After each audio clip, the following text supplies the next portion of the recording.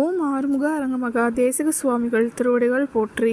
தவத்திரு குருநாதர் ஆசியால் அகத்தியர் சன்மார்க்க சங்கம் தூத்துக்குடி கிளை சங்கத்தின் சார்பாக 1/12/2025 தூத்துக்குடி தெப்பக்குளம் மாரியம்மன் கோயில் வளாகம் மற்றும் அரசு மருத்துவமனை வளாகத்தில் பசித்தோர் சுமார் 350 நபர்களுக்கு புளியோதரை சிறப்பாக வழங்கப்பட்டது.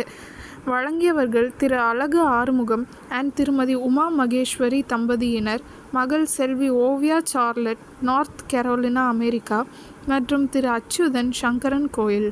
அன்னதானத்திற்கு பொருளுதவி செய்தவர்களும் தொண்டு செய்தவர்களும் அவர்கள் குடும்பத்தாரும் எல்லா வளமும் பெற்று சிறப்புடன் வாழ வேண்டுகிறோம்.